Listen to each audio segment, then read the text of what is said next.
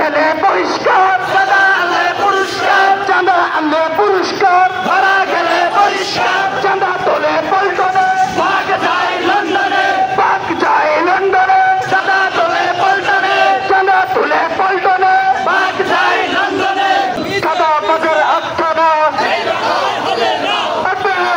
গুড়িয়ে দাও, চাঁদা বাজার আস্থানা গুড়িয়ে দাও, গুড়িয়ে দাও, চাঁদা বাজার কালো হাত গুড়িয়ে দাও, গুড়িয়ে দাও, আমার ভাই মরল কেন, প্রশাসন জবাব দে, আমার ভাই মরল কেন, পাথর মেরে মানুষ হত্যা কেমন বর্বরতা, পাথর মেরে মানুষ হত্যা, চাঁদাবাজদের অনেক গুণ, 9 মাসে 150 খুন, 9 মাসে 150 খুন, চাঁদাবাজদের অনেক গুণ, অ্যাকশন ফরমাইবের অ্যাকশন, ডাইরেক্ট অ্যাকশন নারায়ে। গত 5ই আগস্ট এই বাংলাদেশ থেকে সেই ফ্যাসিস্ট স্বৈরাচার আওয়ামী লীগের পতনের পরে আমরা মনে করেছিলাম এই বাংলাদেশে আর কোন নব্য ফ্যাসিস্ট জন্ম নেবে না, ঠিক কিনা বন্ধুগণ? কিন্তু 5ই আগস্ট পরবর্তী আজকে আমরা দেখতে পাচ্ছি এই বাংলাদেশে সেই পুরাতন ফ্যাসিস্ট আওয়ামী লীগের জায়গায় আজকে নব্য ফ্যাসিস্টের জন্ম হয়েছে। সেইখানে আওয়ামী সরকার চাঁদাবাজি করেছে, সেইখানে আজকে নব্য ফ্যাসিস্টের চাঁদাবাজি শুরু করে দিয়েছে। সেখানে ফ্যাসিস্ট আওয়ামী টেন্ডারবাজি করেছে, সেখানে আজকে নব্য ফ্যাসিস্টের টেন্ডারবাজি শুরু করে দিয়েছে। সেইখানে ফ্যাসিস্টরা সারা বাংলাদেশে খুন গুম দর্শন করেছে, আজকে সারা বাংলাদেশে নব্য ফ্যাসিস্টরা খুন গুম দর্শন করছে, ঠিক কিনা বন্ধুগণ? আপনারা অবগত আছেন এই নব্য ফ্যাসিস্টরা গলায় স্বামীকে বেঁধে রেখে স্বামীর সামনে তার স্ত্রীকে দর্শন করেছে, ঠিক কিনা বন্ধুগণ? আপনারা দেখেছেন গত 9 জুলাই বুধবার ঢাকার মিটফুট হাসপাতালের সামনে পুরানা পল্টনের বাঙালি ব্যবসায়ী শোক ভাইকে পাথর মেরে নৃশংসভাবে হত্যা করেছে, ঠিক কিনা বন্ধুগণ? সংগ্রামের সহযোদ্ধা বন্ধুগণ, আপনারা নিশ্চয় অবগত আছেন শুধু গত 9 তারিখে শোক হত্যা নয়, 5 তারিখের পর থেকে 5 আগস্টের পর থেকে তারা মনে করছে এই দেশটা তারা তাদের বক্তব্য দেয়, চাঁদাবাজি রাজধানী খুন করতে চায়।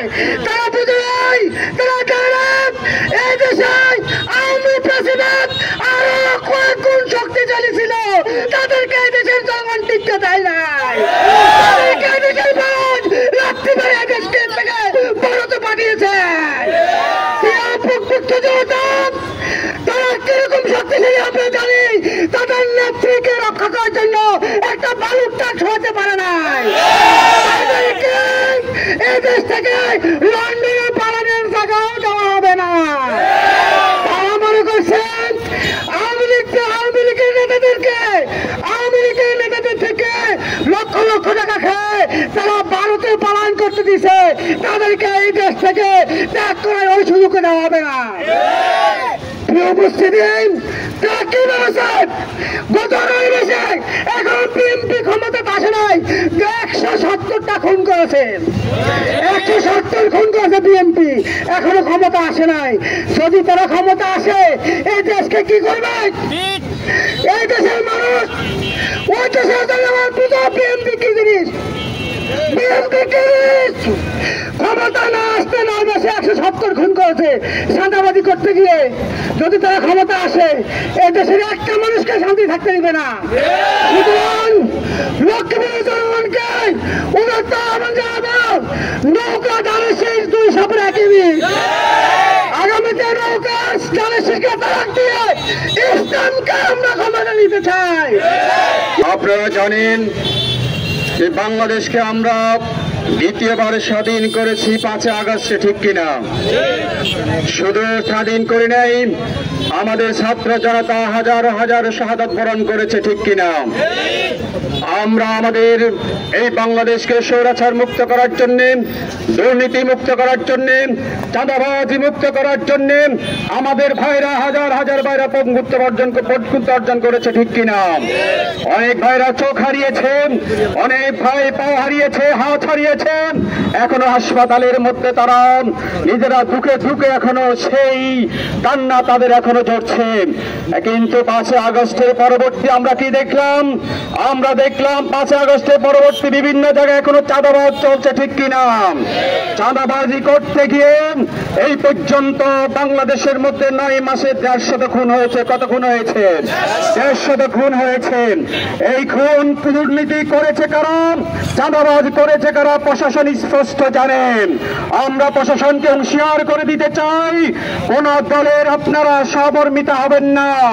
আপনারা দেখেছেন প্রশাসন ভাইদের দৃষ্টি আকর্ষণ বলছি, আপনারা যখন স্বৈরাচারের আপনারা দোষর হয়েছিলেন, আপনারা থানায় থাকতে পারেন নাই, আমরা থানা পাহারা দিয়েছি, ঠিক কিনা? প্রশাসনের ভাইদেরকে আমরা পাহারা দিয়েছি, আমরা তাদেরকে টাকাল দিয়েছি, আমরা মন্দির পাহারা দিয়েছি। তারপরে স্বৈরাচারকে এই বাংলার জমিন থেকে বিতাড়িত করতে আমরা বাধ্য করেছি ইনশাআল্লাহ। প্রশাসনের ভাইদের দৃষ্টি আকর্ষণ করে বলবো, এখন কোন দলীয় সরকার নাই, কোন দলের প্রতি সিম্পিতি দেখানোর কোন প্রয়োজন নাই। যারা সন্ত্রাস, যারা দুর্নীতিবাজ, যারা চাঁদাবাজ, যারা খুনি, সেই দলের আপনারা তাদেরকে সাথে সাথে অ্যারেস্ট করে আইনের আওতায় তাদেরকে শাস্তি দিতে হবে, ঠিক কিনা? আর প্রকাশ্যে যারা ইতিমধ্যে আমরা দেখতে পেরেছি, প্রকাশ্যে যারা প্রশাসনের সামনে হত্যা, খুন, চাঁদাবাজির জন্য করেছে, ওই সকল ভাইদেরকে চিহ্নিত করে, ওই সকল খুনিদেরকে চিহ্নিত করে প্রশাসন ভাইদেরকে বলবো, তাদেরকে ফাঁসির শিলিতে ফাঁসির দইতে তাদেরকে ঝুলান। আমরা আপনাদের সাথে আছি ইনশাআল্লাহ।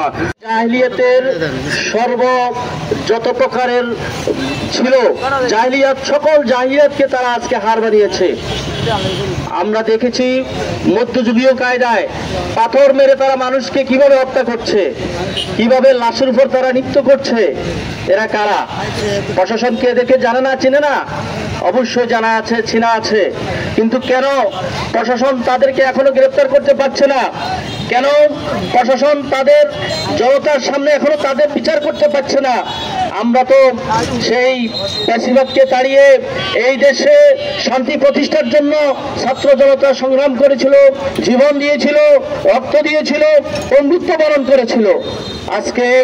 আজকে তাদের এই পঙ্গুত্ব, তাদের এই জীবন দেওয়ার সাথে আজকের পরিবেশ কি মানাচ্ছে? আমি বলবো, প্রশাসনকে বলবো যে আপনারা যদি এই পরিস্থিতিকে যদি মোকাবেলা করতে না পারেন, তাহলে আপনারা সরাসরি ঘোষণা দেন, জনগণ আপনাদের পাশে থাকবে, জনগণ আপনাদেরকে সহযোগিতা করবে। আপনারা প্রশাসনে বসে কি করছেন? অথচ 9 মাসে প্রায় 200 খুন হয়েছে। 9 মাসে 150 খুন আমরা না বলছি, কিন্তু দেখলে দেখা যাবে যে 9 মাসে 200-রও বেশি খুন হয়ে গেছে। তাহলে প্রশাসন কি কাজ করছেন? প্রশাসন কি এই একটি দলকে কি তারা ভয় পাচ্ছে? তাদের অবস্থা দেখে মনে হচ্ছে প্রশাসন তাদেরকে ভয় পাচ্ছে। আজকে ইউনূস সরকারকে বলবো, আপনি নির্বাচনের তারিখ ঘোষণার জন্য লন্ডনে কেন যাচ্ছেন? নিশ্চয়ই আপনারা এই দলকে ভয় পাচ্ছেন, এই দলকে আপনারা সেই সুযোগ করে দিচ্ছেন। আমরা জনতা স্পষ্ট ভাষায় বলতে চাই যে এই দেশ আমরা ফ্যাসিবাদকে মুক্ত করেছি, আমাদের বুকের তাজা রক্ত ঢেলে দিয়ে আমরা ফ্যাসিবাদকে তাড়িয়েছি। এই দেশে আর কোনো ফ্যাসিবাদ মাথা ছাড়া দিয়ে উঠতে পারবে না ইনশাআল্লাহ। আমরা আপনাদের সকলকে সাথে নিয়ে আগামী দিনে আবারও যারাই ফ্যাসিবাদ হয়ে উঠবে সকলের বিরুদ্ধে সংগ্রাম আন্দোলন আমরা চালিয়ে যাব। আজকে যেই আমার সোহাগ ভাইয়ের আজকে হত্যার ইয়েতে আমরা মিছিল করেছি, প্রতিবাদে আমরা মিছিল করেছি। আমরা আজকের এই প্রতিবাদ মিছিল থেকে সকল খুনিদেরকে ধরে আগামী 24 ঘন্টার মধ্যে জনতার সামনে ফাঁসির কাছে তাদেরকে ঝুলাতে হবে।